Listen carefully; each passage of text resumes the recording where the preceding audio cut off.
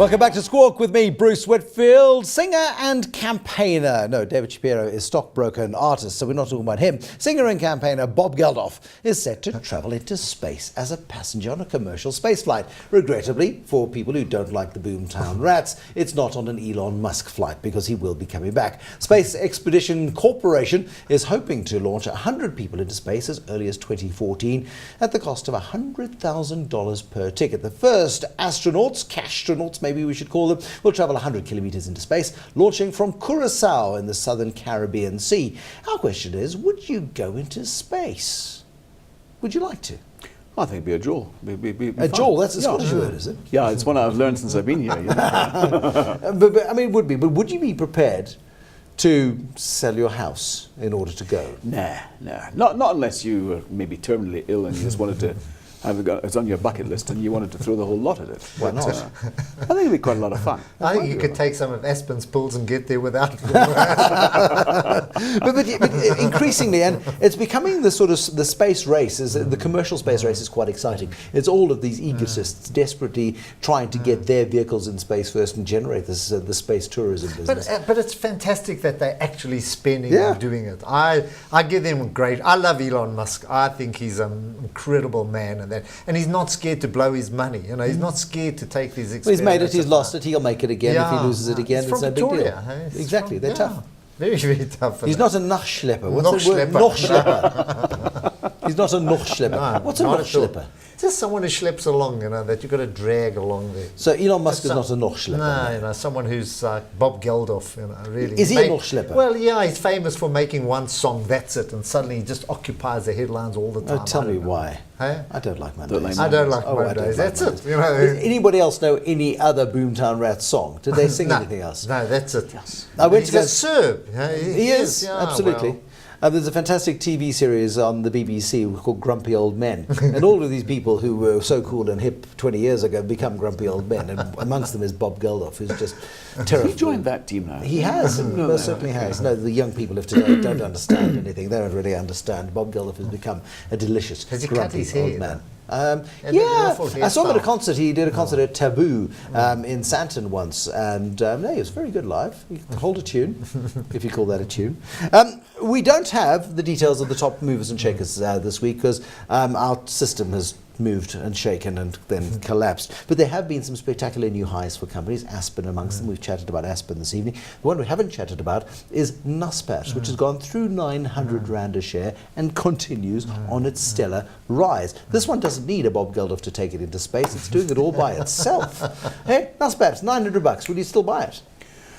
Well, look, we have it as a co-holding for our clients. We have that, but you add to it. It's a difficult one, Bruce, because you know it's incredibly expensive. I mean, what's the PE? What 70? 50? Don't look at it. It's huge, and the growth is.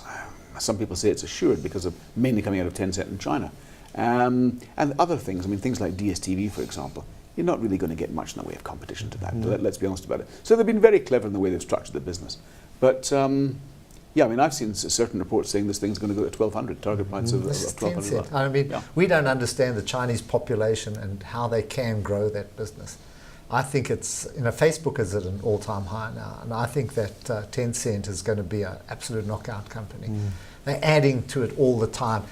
To me, you know, that's where you've got to go to those infrastructure companies, Vodacom or MTN, who are going to be able to supply, almost the architecture or the foundation for the next generation of IT or technology. If you've been asleep for the last 5 years and you've just woken up to the Naspers phenomenon, do you buy them at 900 Rand a share?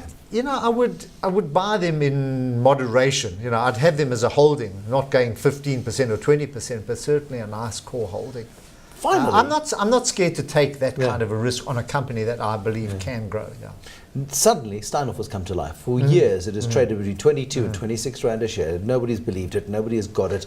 It's been a dismal performer on the JSE, and suddenly, because we can understand what Marcus is saying at long last. Finally, he's rolling his R's just a little less. Things like Conforama. Conforama, yes. Conforama is a fantastic European retailer in an environment which is improving gradually in Europe, and perhaps this is Steinhoff's time has finally come. Do you know, years ago he told us that the European household goods market was fragmented, on, what was it, Tuesday night? They went to the presentation, another one, Bruce. Another one. And he gave us figures. So, for example, I think it's either France or in Europe as a whole, IKEA is number 1 with 10%, Conforama has got 6%, and then the third place has got less than 1%. Yeah. So, that's a huge dispersion. Yeah. But they've managed to consolidate that kind of thing, and Conforama is doing exceptionally well. And wherever you look, they've taken Poco, and that now goes into Australia. They've got huge critical mass. This is a company that employs 80,000 people. And even now, it's not on a huge IKEA, TV. I think the chap who owns it's probably one of the richest men in the world. It's absolutely. Have you ever been into an IKEA shop? Yeah. So it's an experience.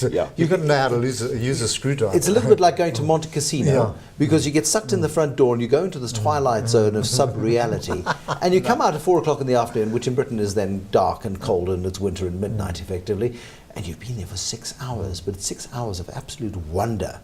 And I mean, I've destroyed more flat pack IKEA stuff in my time than I care to admit to, but it is spectacular. And you don't even need a screwdriver. They supply all that kind of little mini Allen keys and this type of thing. It's incredible. Designed for idiots. I don't think there's any young couple in the world that hasn't got an IKEA, either bed, cupboard or something. Absolutely. I just wish we could get it in South Africa. It would fundamentally alter the South African retail space. We've got PG Bison board though. Yeah, awesome. SAB Miller, the good news out this week, and you must have been delighted to see that Graham Mackay's returned to work. Graham Mackay was very ill for a long period of time, brain tumour, had the operation, had the treatment, and back at the office, which is great.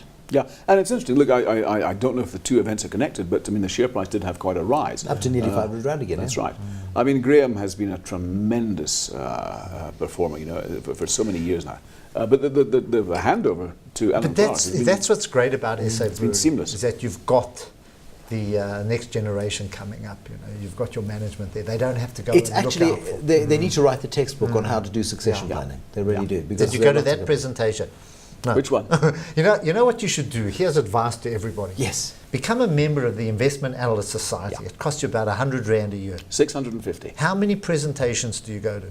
Hundreds.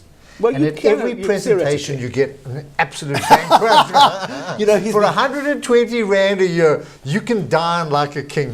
He's beginning to create the characteristics of a one Mr. Hayden who used to go around with his funny little trilby hat. Yeah. And then he's going to become one of those pensioners who goes to the presentations and fills up his man bag with tonight's dinner.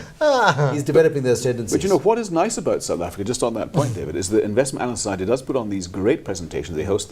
Whereas in many parts of the world now, they've gone for these very sterile webcasts where you don't get the same type of thing at all. Afterwards, you can come and you network, you talk to them, say face to face. You can see the body language, and that's what really gives it away on so many occasions. And you can talk to other people and converse. Whereas a webcast, very sterile. Yeah, but you know who's good at body language is the outgoing chief executive of Avenge, Roger Jardine. Roger Jardine told us a month ago he was going because he wanted to move on to other things because he'd done his job at Avenge after 5 years.